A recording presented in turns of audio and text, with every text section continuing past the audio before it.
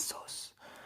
C'est-à-dire que ça va être une vidéo sur l'histoire de la stratégie en F1 et ce ne sera pas extrêmement spécialisé. Demandez-moi si vous voulez une vidéo beaucoup plus spécialisée sur notre époque ou sur une des époques dans laquelle je vais parler dans la vidéo. Mais là, ça va vraiment être une chronologie qui va un peu rejoindre la vidéo que j'avais faite sur les pit stops et j'espère que ça vous plaira. C'est parti. Les débuts de la F1. Au début de la F1, dans les années 1950, la stratégie c'est de finir la course. Alors vous allez me dire comme aujourd'hui, et vous auriez totalement raison, mais avec une énorme différence, c'est les voitures. Étant donné que les voitures avec lesquelles on partait à l'époque, c'était des voitures très peu performantes par rapport à aujourd'hui, et surtout très peu endurantes. Donc les voitures passaient au stand, pas par envie stratégique, donc pour piéger un adversaire, mais pour juste une envie, et même pas une envie, une nécessité finalement, car les pneus ne pouvaient pas tenir toute une course et le réservoir était beaucoup trop petit. Donc la stratégie n'existe pas, ou alors est utilisée en cas d'extrême urgence. Le pit stop, par exemple, a servi de stratégie à Juan Manuel Fangio en 1951. Il abandonne, et à l'époque, dans les règles, un pilote qui abandonne la course avait le droit de prendre une autre monoplace d'un des participants pour finir la course, et ses points étaient divisés par deux. C'est ce qui se passe avec l'Argentin qui prend la monoplace d'un de ses pilotes, d'un de ses coéquipiers pilotes de chez Ferrari, et qui le fait gagner le championnat du monde. C'était donc une toute autre époque qui a fait découvrir des champions de leur époque. En 1970, après 20 ans d'existence, la F1 s'est perfectionnée. Elle est devenue plus rapide, plus spectaculaire et aussi, malheureusement, plus dangereuse avec les morts de François Sever, de Van der... je ne sais plus son nom, je vous demande de m'excuser, mais des grands champions ou des futurs grands champions qui décèdent prématurément au volant de leur monoplace. Entre-temps, les pneumatiques se sont améliorés avec l'arrivée de plusieurs manufacturiers qui ont fait apparaître des différences sur les gommes, parce qu'avant tout le monde avait à peu près, on va dire entre guillemets, une même gomme qui durait un temps défini, et quand le pilote voyait que ça tenait plus et qu'il roulait sur de la glace, et il allait au stand et il les changeait. À cette époque-là, les gommes ont, on va dire, deux composés majeurs. C'est les plus performants qui sont donc très tendres et qui devront obligatoirement être changés pendant la course, et les plus endurants qui sont directement déviés des catégories de pas d'endurance adaptées à la F1 et donc qui durent toute une course et qui ne nécessitent donc pas d'arrêt au stand. C'est d'ailleurs à cette époque qu'est créé le pistolet à pneus qu'on connaît aujourd'hui, qui permet de desserrer le pneu très rapidement. C'est l'apparition des premières stratégies entre grosses guillemets qui se résument à aller le plus vite avec le risque d'avoir des pneus trop détruits ou de tenir toute la course avec des pneus moins performants mais qui empêcheront un long arrêt au stand. En 1980 et plus précisément en 1982, l'écurie Brabham invente le premier ravitaillement en essence stratégique. C'est-à-dire qu'à cette époque, les voitures pouvaient partir avec un, entre guillemets, plein s'ils réussissaient à un peu gérer leur essence. Et là, Brabham fait partir la voiture de Nelson Piquet avec très peu d'essence, ce qui lui permet de faire toute la course très rapidement et de s'arrêter au stand. Arrêt au stand qui est légèrement désastreux, car l'essence qu'on projette dans le réservoir de Nelson Piquet, c'est pas de l'essence comme un gros bidon qu'on met, hop, on met un bidon sur l'ouverture qui permet d'accéder au réservoir. Non, là on met pas un bidon, on met de l'essence qui part à toute vitesse dans ce même réservoir, et donc comme elle part à toute vitesse, elle a été chauffée et bien elle s'enflamme légèrement à la sortie surtout à la sortie et à l'entrée du réservoir, ce qui fait légèrement peur, surtout qu'à l'époque, on va dire que la sécurité c'est pas le fin mot de la F1. Et en plus, qui désapprouve totalement cette stratégie, étant donné que Nelson Piquet doit abandonner un peu plus tard dans la course. Mais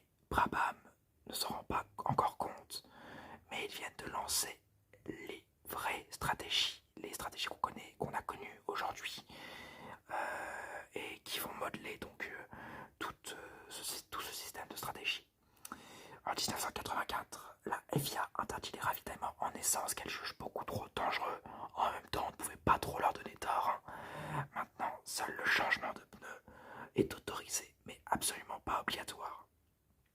D'ailleurs, à l'époque, le pit stop était extrêmement long, car les mécaniciens avaient du mal à soulever la voiture, étant donné qu'ils n'avaient pas les trucks qu'on a aujourd'hui. Les petits trucks qui font soulever la voiture, qui sont adaptés à l'aérodynamique. Non. À cette époque, c'était les treuils qu'on a aujourd'hui, dans des garages. C'est-à-dire qu'on appuie et donc ça va faire soulever la voiture peu à peu. C'est plutôt long, c'est plutôt laborieux. Après, il y a des treuils, littéralement les treuils qui permettent de transporter des marchandises ou des pneus. On les utilise aussi pour faire soulever la voiture. C'est vraiment très expérimental.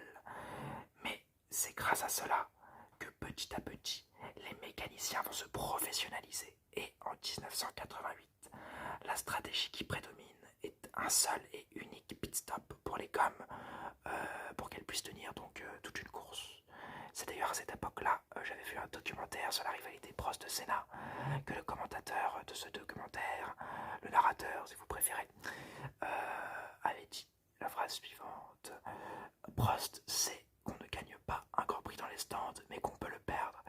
À l'époque, on reconnaît enfin la légitimité du pit stop qui était jusque-là pas mal vu, mais pas pris au sérieux la plupart du temps.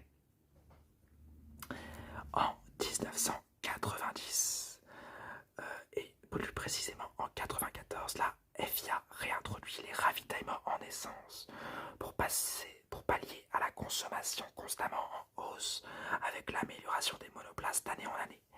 C'est-à-dire qu'avec les années, les moteurs s'améliorent, surtout 93 a été une année magnifique pour les moteurs, qui a permis aux équipes d'avoir des moteurs surpuissants, et donc ça consomme beaucoup, mais le réservoir lui n'augmente pas, ou peu.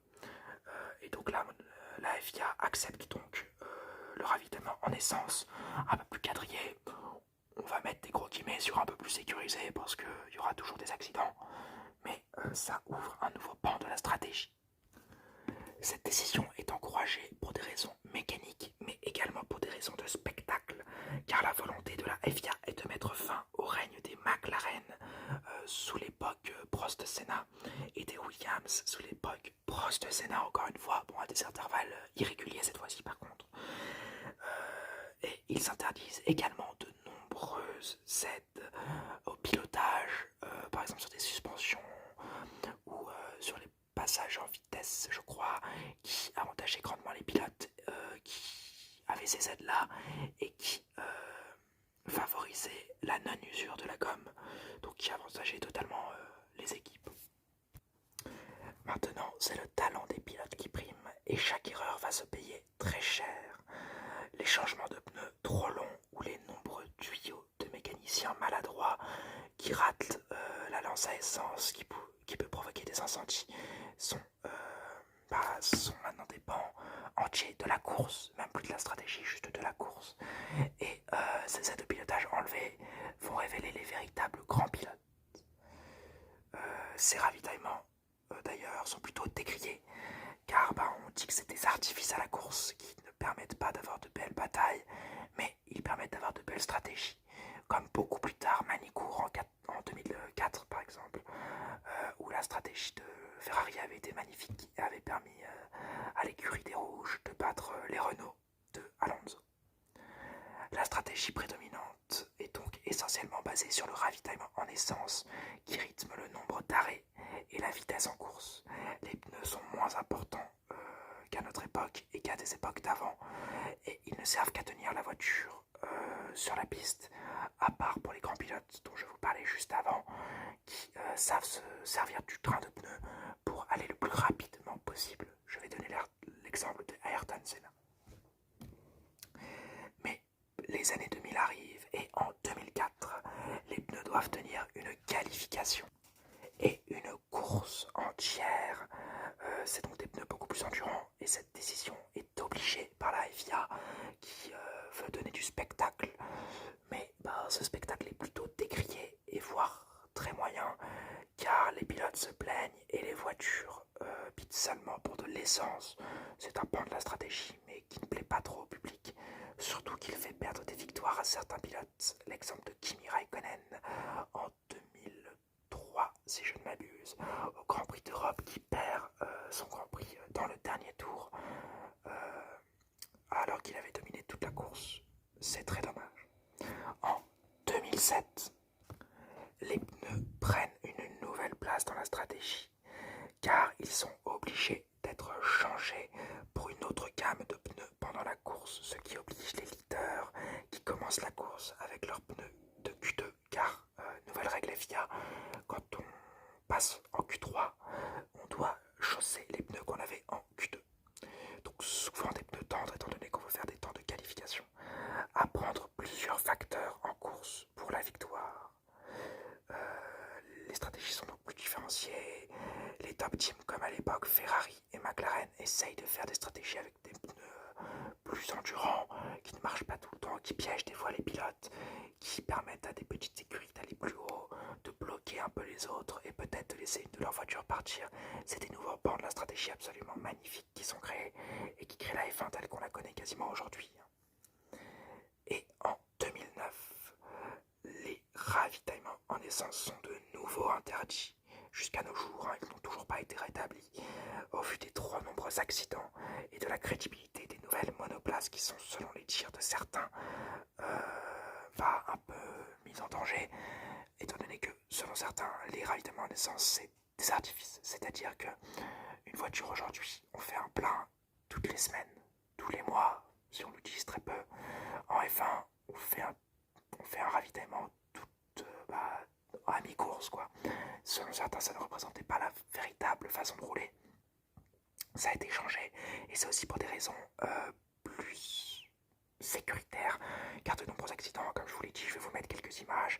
L'exemple qui me vient en tête, c'est Kovalainen, qui, trop pressé, casse son tuyau d'essence et qui va mettre de l'essence partout sur Raikkonen. Sa voiture va prendre feu d'ailleurs à Raikkonen, ou alors Massa qui perd le Grand Prix d'Abu Dhabi ou de Singapour, de Singapour je crois, sur un arrachage de tuyau, ce qui est très dommage et ce qui montre que cette entre guillemets technologie n'était pas vraiment au point à des époques qui nous semblent pas plus du tout lointaines, étant donné qu'elles sont très proches. En 2009, c'était il y a entre guillemets seulement 11 ans.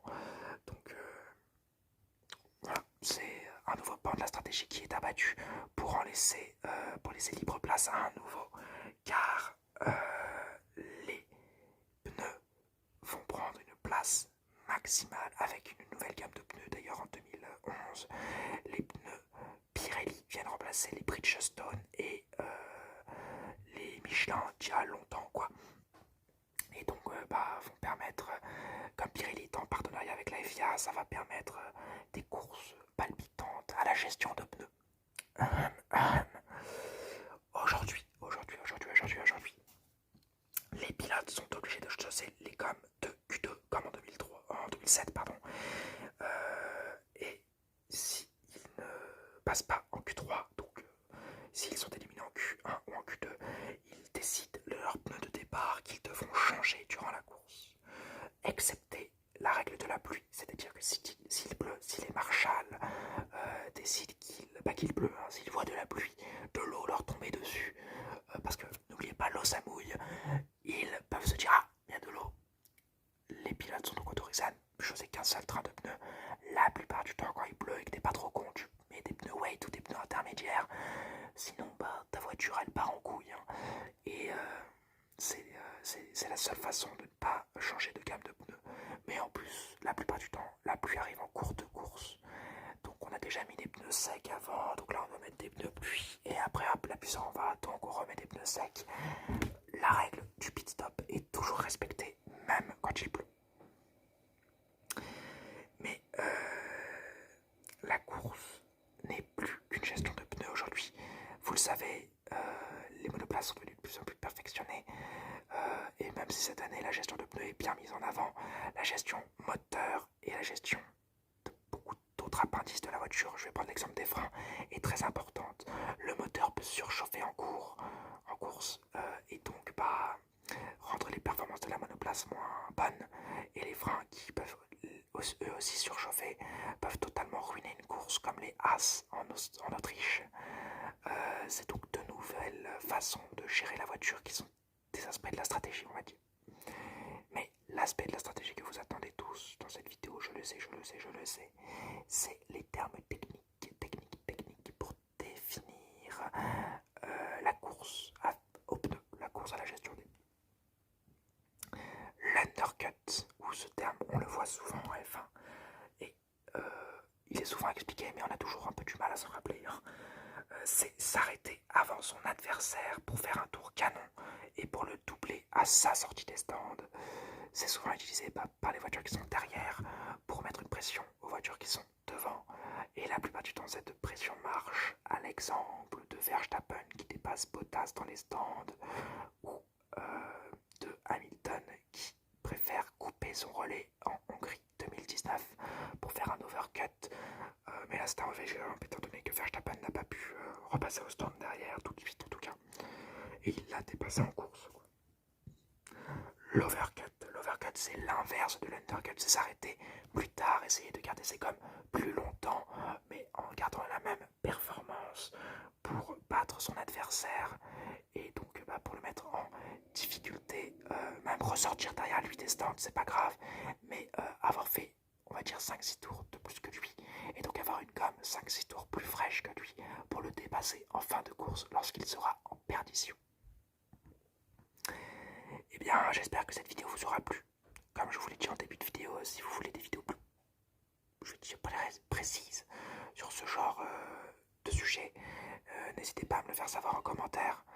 Quant à nous, on se dit à la semaine prochaine pour le Grand Prix de...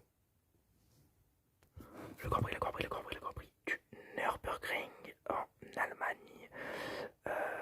Je vais peut-être vous faire une vidéo sur les Grands Prix rétro. Un Grand Prix que je vais vous teaser. Si je vous dis Raikkonen, je vais vous laisser place à votre imagination.